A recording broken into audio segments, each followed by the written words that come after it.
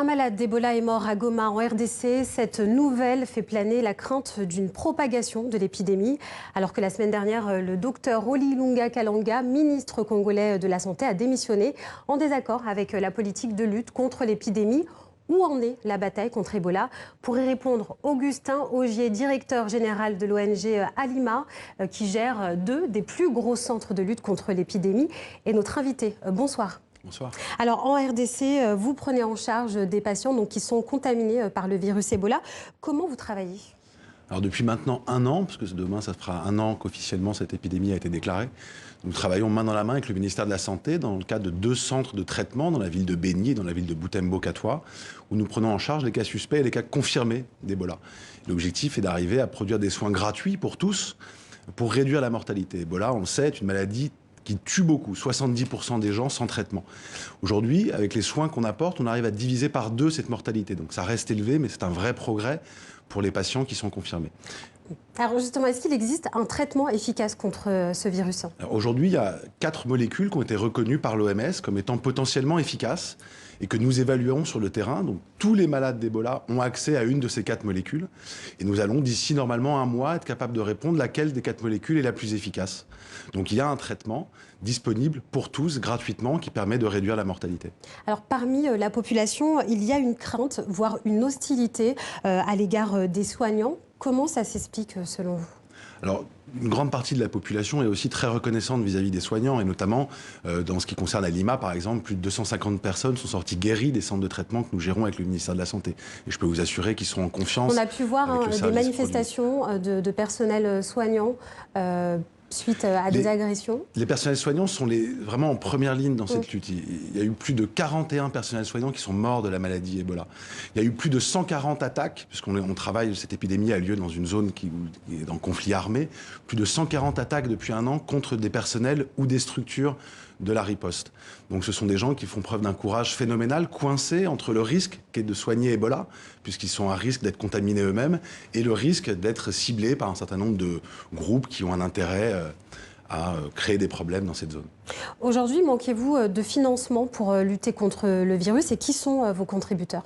La lutte contre Ebola coûte cher, donc il faut maintenir la mobilisation, mais c'est relativement financé. On manque de financement pour adresser les autres problèmes de cette zone. On l'a vu dans votre reportage précédemment. Il y a une crise humanitaire sous-jacente dans cette région à l'est de la RDC, comme on manque de financement dans les autres crises dans lesquelles on intervient, au Sahel, en République centrafricaine ou au Sud-Soudan.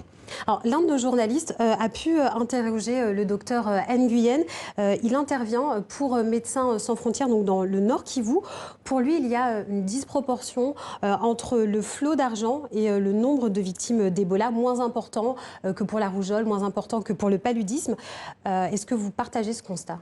C'est toujours choquant de voir qu'il y a davantage de moyens sur Ebola, parce que c'est une maladie transmissible qui fait peur, alors que le reste des souffrances de la population est insuffisamment adressé. Moi, je pense qu'il ne faut pas réduire le montant sur Ebola. Ces malades ont le droit d'être soignés. Mais les autres malades que l'on soigne au Congo et dans 10 autres pays en Afrique, pour le cas d'Alima, de malnutrition, de rougeole, de paludisme, ont aussi le droit d'être soignés. Et c'est vrai qu'il y a trop peu d'intérêt, d'une manière générale, pour investir dans les systèmes de santé en Afrique, et en particulier dans les crises humanitaires. Et c'est d'ailleurs une des causes qui a permis à Ebola de se diffuser. C'est la fragilité intrinsèque du système de santé dans ces pays. Alors, est-ce qu'Ebola, finalement, n'est pas devenu un business pour les ONG, pour l'industrie pharmaceutique ? En tout cas, en ce qui nous concerne, si ça pouvait s'arrêter, on serait bien heureux pour pouvoir se concentrer sur toutes les autres crises qui sont aussi très importantes. Donc pour les autres, je ne sais pas, je ne crois pas. Je pense qu'il y a quand même une volonté de la part des ONG d'aider les gens, de la part du gouvernement d'apporter des soins à sa population.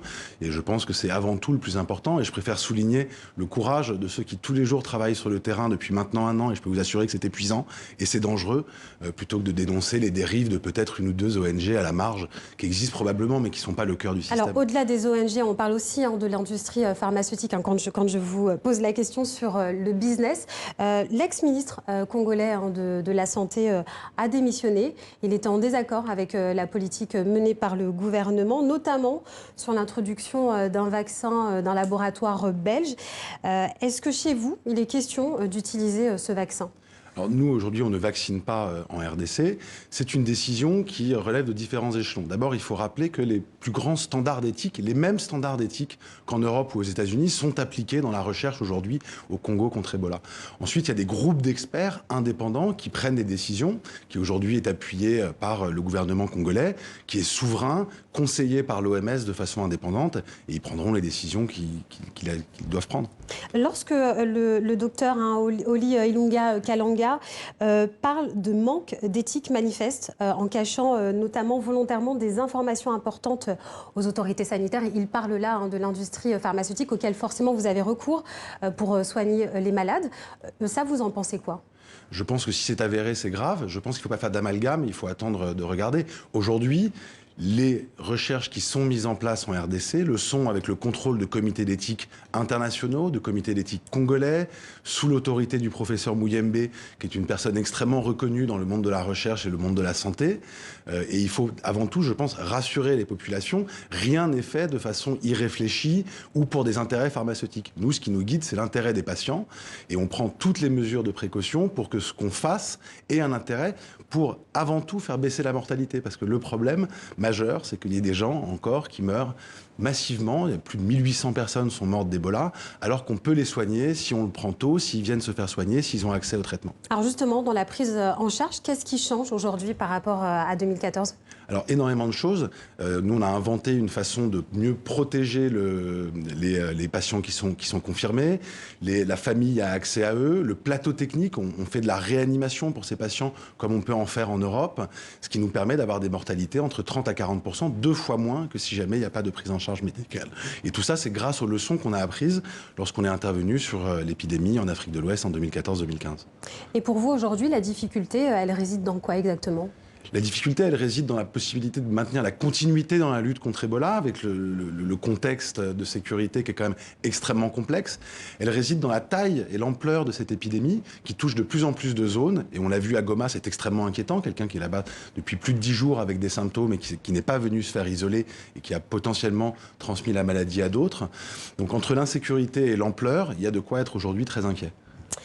Augustin Augier, directeur général de l'ONG Alima, merci d'être passé par le plateau TV5 Monde. Merci.